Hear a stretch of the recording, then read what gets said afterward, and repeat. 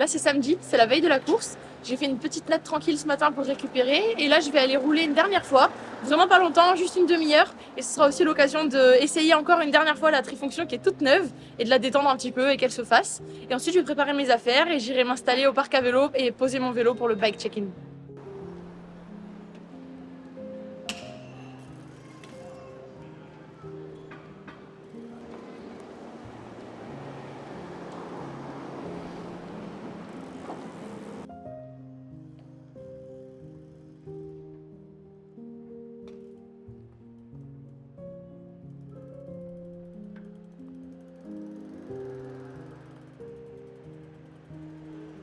Bon, du coup, je vais préparer mes affaires. Donc, je vais vous montrer un petit peu. Donc ça, c'est tous les sacs qu'on a reçus au retrait des dossards. Donc là, c'est les deux sacs jaune et vert, c'est pour les special needs en vélo et en course à pied. Ça, c'est le sac pour les vêtements du matin. Et ça, c'est les deux sacs de transition. Ils ont changé. Avant, c'était des sacs en plastique et là, c'est des sacs réutilisables. Donc il y a le bleu et le rouge. Déjà, petite technique, si vous vous mélangez tout le temps pour savoir lequel est la transition 1, lequel est la transition 2 quand c'est pas écrit, et ben bleu, c'est avec un B comme bike, blue, bleu, bike, c'est pour le sac avec les affaires de vélo. Et run, rouge, course à pied. Voilà, c'est facile. Donc ensuite, là ici, j'ai tout le package. Alors, il y a les tatouages, ça ce sera le jour de la course. On a deux dossards. Là, il y a un truc spécial pour les pros, c'est pour les ravitaillements en course à pied. En fait, on a des étiquettes que je vais placer sur mes gourdes et on peut en prendre une en fait à chaque tour. Donc tous les 10 km. Et donc moi, c'est exactement ça. Je l'ai préparé tout à l'heure et je vais mettre les autocollants dessus. C'est ce que je ferai demain. Et ensuite, là, on a les sacs à étiqueter et le vélo et le casque. C'est parti.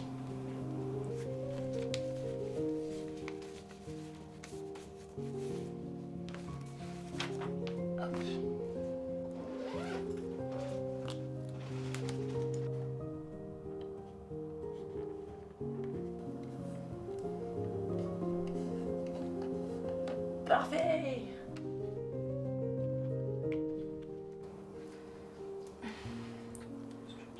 C'est tout bon. Je pense que c'est...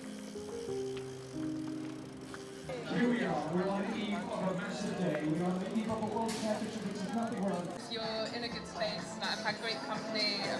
So yeah, I'm just very happy and excited. Thank you.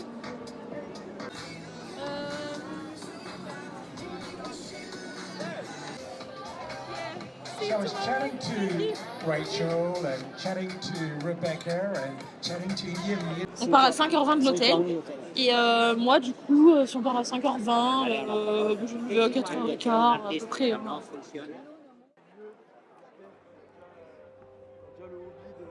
Si on m'avait dit en 2018 que en 2024 je ferais les mondiaux en tant que pro, j'aurais jamais cru.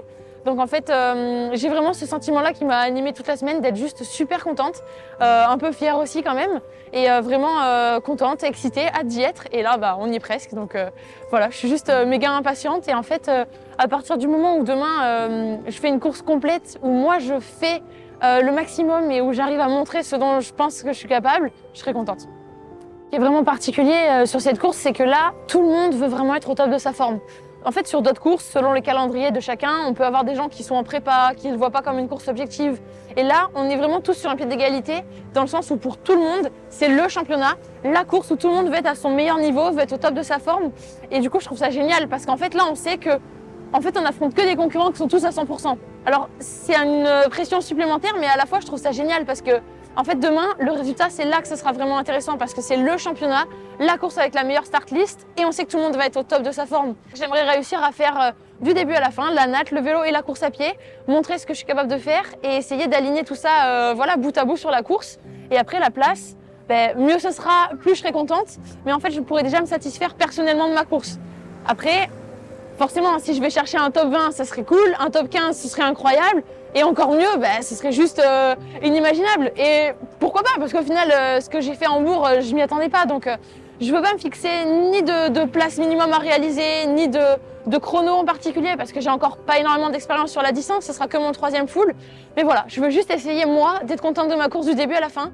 J'ai envie d'essayer de jouer les cartes que j'ai à jouer, me servir de mes points forts, je sais que normalement je vais faire partie quand même des meilleures nageuses, donc essayer de sortir à l'avant de la natation, essayer de jouer avec la tête de course le plus longtemps possible pendant le vélo, voir jusqu'où ça tient. C'est aussi l'occasion pour moi de me tester là-dessus et de pouvoir vraiment affronter une grosse start list où il y a vraiment une grosse dynamique qui va être imprimée, comparé à des courses d'habitude où il peut y avoir des filles de ce niveau-là mais moins nombreuses. Là, vu que la dynamique va être vraiment importante, voir l'effet de groupe et où je me situe par rapport à ça. Et ensuite, sur la course à pied, essayer d'aller chercher encore un beau chrono. J'ai déjà fait un bon marathon sur l'Ironman d'Hambourg. Là, l'idée, c'est de faire encore mieux sur celui-là, avec un parcours qui est quand même assez rapide. Donc voilà, on va voir. Et en tout cas, le but, c'est ça, c'est de me servir au mieux de mes points forts, jouer avec les cartes que j'ai en main et voir ce que ça donne. Et la place, ce sera un bonus à l'arrivée.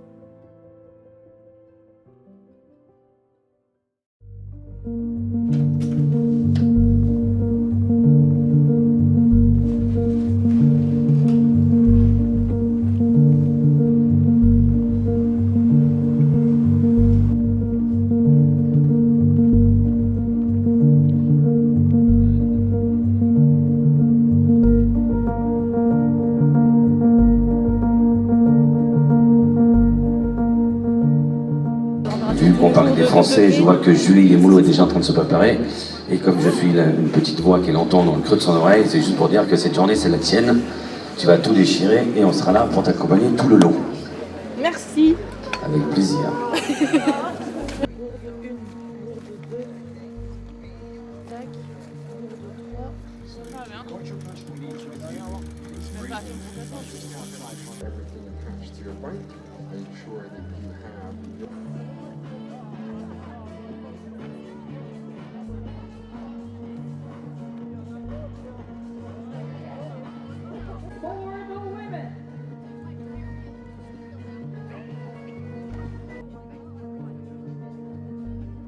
With our volunteers, the Benevols, just as you make your way onto the step.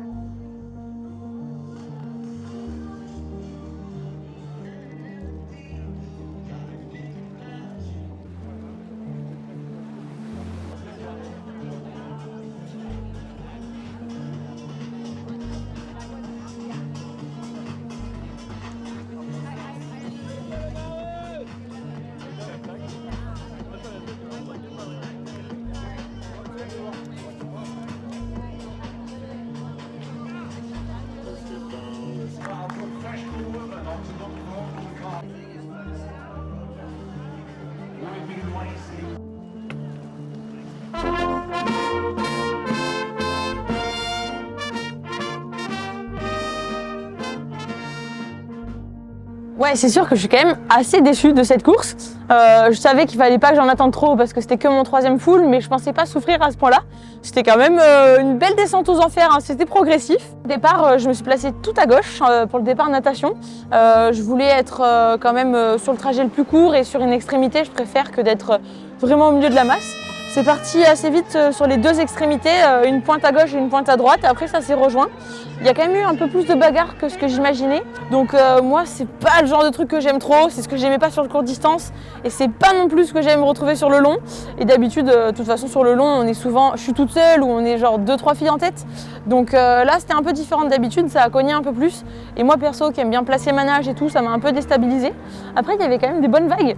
Ça aussi, au bout, vraiment, au niveau du demi-tour, je me disais, bon, je vois plus rien, je sais pas où on va. J'étais un peu secouée dans tous les sens. Après, au final, je sors pas très loin de la tête de course.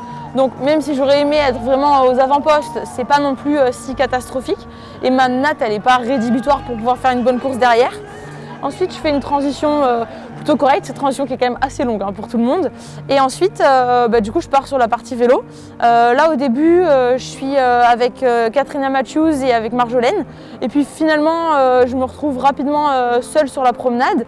Et après, je roule avec Chelsea Sodaro pendant un bon moment. Et après, du coup, dans la montée de Gourdon, là, ça commence à changer de rythme parce qu'il y a Laura Philippe qui nous rattrape.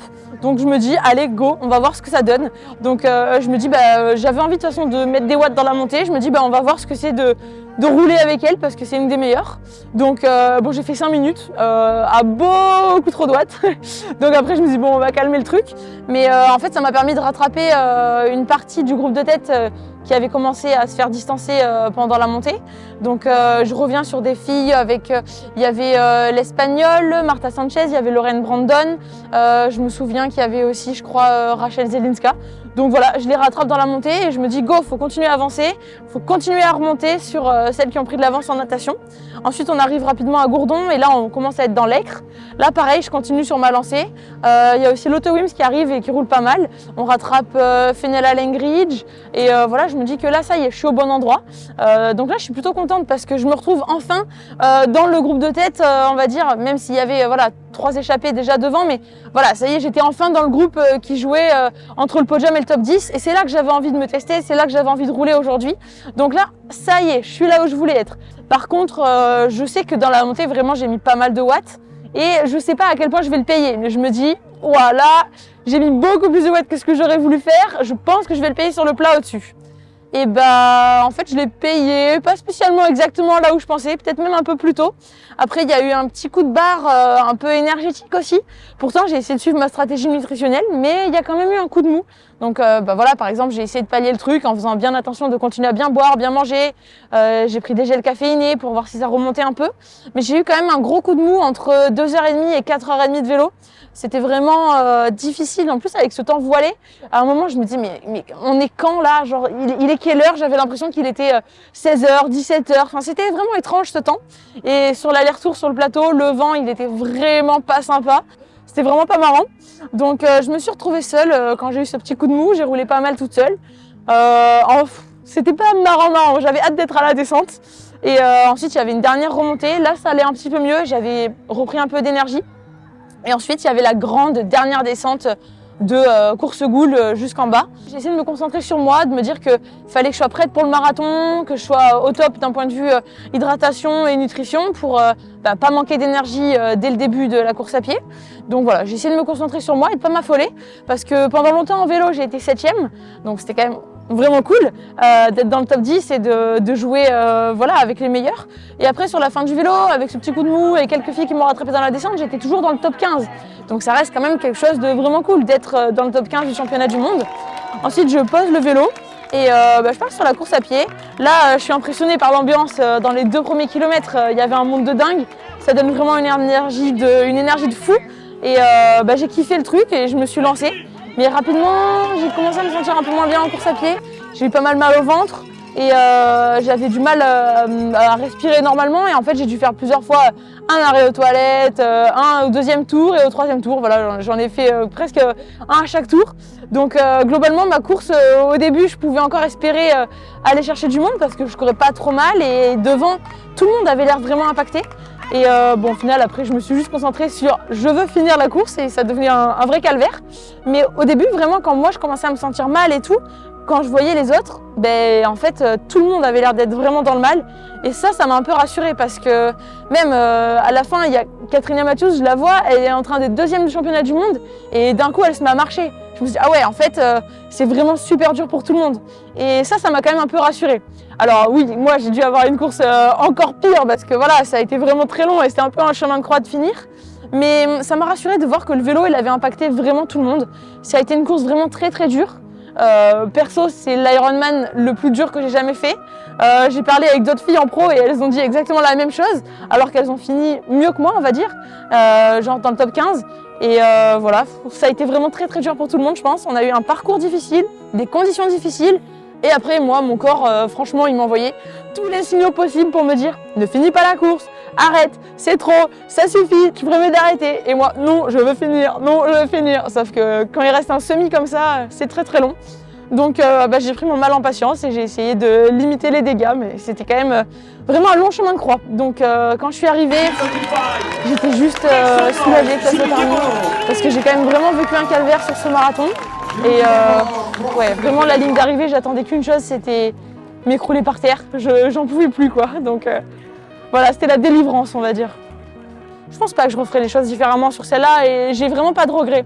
C'est des choses mises bout à bout qui ont fait des choses bien et des choses difficiles, mais c'est comme ça, c'est les aléas du sport, de la vie. J'ai pas de regrets et je changerai pas si je recommençais là. Être au départ des championnats du monde Ironman, c'est le truc qui me fait rêver. Donc j'ai envie de reproduire l'expérience et de réussir à faire une course complète. Ça, c'est l'idée.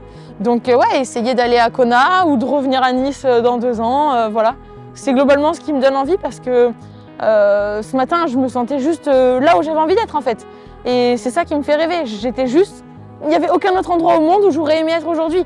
Après, la course a été dure. Ouais, bah c'est le triathlon, donc c'est comme ça. Donc moi, j'ai juste envie de me projeter sur recommencer ça les années d'après et tout. C'est ce qui me motive à me lever tous les matins, à m'entraîner. C'est ce qui m'aide à choisir mes courses. Enfin, il n'y a pas de... Ouais, c'est comme ça. Là, aujourd'hui, ça a été dur, mais ça ne change pas le fait que je veux faire ça encore toutes les prochaines saisons, année après année. Et c'est ça qui me fait vibrer. Je voulais vraiment remercier tous les spectateurs et même des triathlètes qui étaient là aujourd'hui, qui faisaient la course, parce que j'ai vraiment eu plein d'encouragements. Vous avez été trop sympa. Donc vraiment, merci à tous ceux qui me suivent, qui me soutiennent et tout. C'est vraiment trop cool. Et si ça vous plaît, je referai d'autres vidéos comme ça parce que apparemment ça vous plaît pas mal. Donc ça m'encourage à continuer.